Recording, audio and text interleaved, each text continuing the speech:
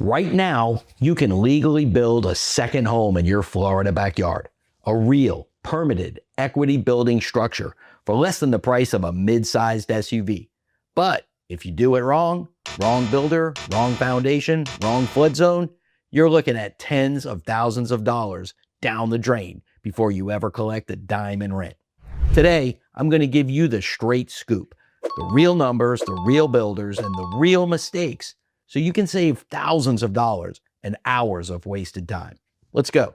The Florida housing market has reached a fever pitch. Whether you're a first-time buyer in Tampa trying to offset a mortgage, or an investor in Orlando looking for double-digit yields, accessory dwelling units, or ADUs, are the ultimate cheat code.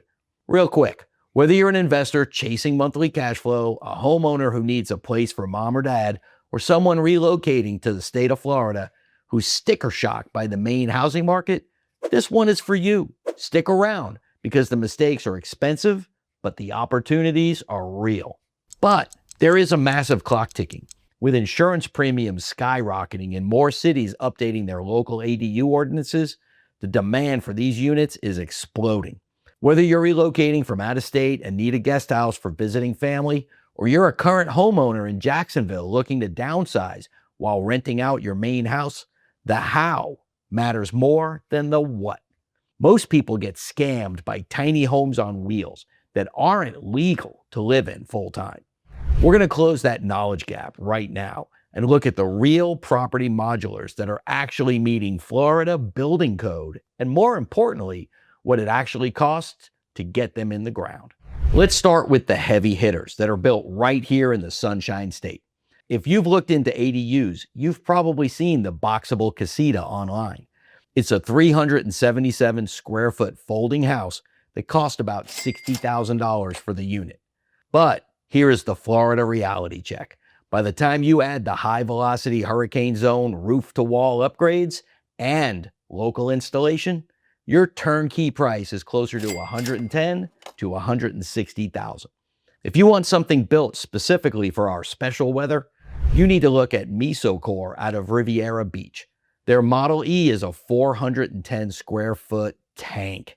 It features a steel and concrete core designed to exceed the 180 mile an hour wind ratings. That's not just tough, that's staying put while your neighborhood leaves stuff. Plus, they offer integrated solar and lithium-ion battery storage. For the investors watching, pay attention to Steel Homes Modular in Opelika. They use light gauge steel construction and carry a Miami-Dade Notice of Acceptance, which is the gold standard of hurricane engineering in the entire country. Why does this matter to you? Because your insurance agent is going to look at that NOA and give you a much better rate than if you tried to permit a traditional wood frame cottage. Now, here's the reality of modular space. Companies can move fast. My friend Ed installed a modular unit in Orlando 6 years ago from a company called Cornerstone Tiny Homes. They built a high-quality unit that has stood the test of time, but we actually just learned that Cornerstone recently transitioned out of the tiny home business. While Ed's unit is a success story, it's a reminder to always vet a builder's current roadmap.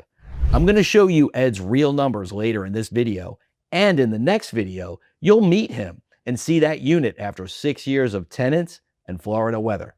And we'll talk about what long-term ownership really looks like. Are you starting to see the pattern? Modular isn't about cheap, it's about controlled. When you build on site in Florida, you're dealing with humidity, afternoon thunderstorms, and that Florida man contractor who might disappear for 3 weeks.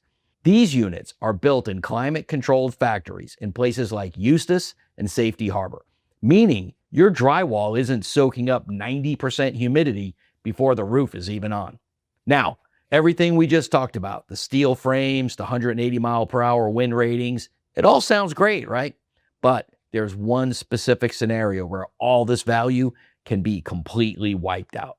I'm talking about a mistake that could cost you 50 grand in cash before you even get your first rental check. I've talked to homeowners in Pinellas County who poured a slab, failed inspection, and had to rip out the entire foundation because nobody checked the flood elevation first. If your lot is in a specific type of Florida flood zone, Or if you don't understand the difference between a unit price and a turnkey price, you might be walking into a financial buzzsaw. In the next section, I'm going to show you the exact math of the Florida premium and the one builder who manages the entire crane day process so you don't have to. You cannot afford to skip this if you're serious about pulling a permit this year. Let's get into the weeds of the Florida premium. Most people buy a modular unit thinking they've spent $100K and they're done. They are wrong. In Florida, the soft costs and site prep represent 40 to 60% of your total budget. Let me walk you through exactly how this can play out. Say you find a nice quarter-acre lot in St. Pete. First, the foundation. You pull the flood map and discover your lot sits in a FEMA flood zone, which is half of Florida. You cannot just pour a flat slab. You need a stem wall or a pier foundation to meet the base flood elevation. On your St. Pete lot, that specialized foundation just added 20 to 50K to the bill. Now here's some good news. This is exactly where a turnkey builder earns their fee. Abodu, for instance, manages the entire process, including a 3D property scan to make sure a massive crane can actually fit between your oak trees and your neighbor's fence. Their Abodu 1 is a 500 square foot, one bedroom that starts at $322,800 turnkey. Yes, that is a premium price, but they're the ones fighting the city for your permits. All right, back to your St. Pete lot. Next come the impact fees. In Hillsborough County or Miami-Dade, these fees can range between $12,000 and $15,000 per unit.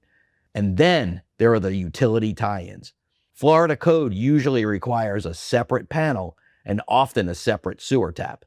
In older neighborhoods in Jacksonville or Pensacola, you might be looking at $10,000 just to cut the asphalt and hook up your pipes. So on your St. Pete lot, you started with a $100K unit, and you've now added somewhere between $45,000 and $88,000 in costs that never appeared in the brochure. That's the Florida premium. For a DIY-leaning homeowner, Katana House offers shell options. You get the Category 5 rated structure, and you hire your own local trades for the finish work. This can save you money, but only if you have a reliable network of subs. If you're just relocating here and don't know a plumber from a palm tree, don't do this. Stick to a turnkey builder, maybe like Jacobson Homes. They've been here since 1959. Finally, consider the appraisal gap. In Florida, if your ADU isn't on a permanent foundation, it's considered chattel, like a car. It won't add a dime to your home's value. But even when you do everything right, permanent foundation, permitted, high quality build, the appraisal world doesn't always see it that way. My friend Ed spent $92,000 on a modular unit in Orlando, did everything by the book. But when the bank came to appraise it, they called it a garage. We're going to do a full deep dive into Ed's experience in the next video. So let's take a look at what a real Florida ADU project actually costs. Not a hypothetical, but the actual receipts from my friend Ed's build in Orlando. Ed chose a Denali model, a 360 square foot unit, essentially a high-end Studio Plus. As I mentioned, the builder has since transitioned out of the tiny home business, but the unit stands as a testament to the quality you can get. Here's the breakdown. Base unit was $69,000. Interior upgrades like tile bathroom and pine wood paneling, another $5,000. Site prep, foundation, and permitting was only $18,000. His total all in, $92,000. Now, that's a real number from a real project. For Ed, it has been a huge win. He runs it as an Airbnb. He's a superhost, and the unit is steps from Camping World Stadium. The income has been consistent throughout the pandemic and multiple hurricane seasons. If you're putting your parents 30 feet from your back door so they can age independently, a $92,000 ADU could eliminate $5,000 a month in assisted living costs while keeping your family close.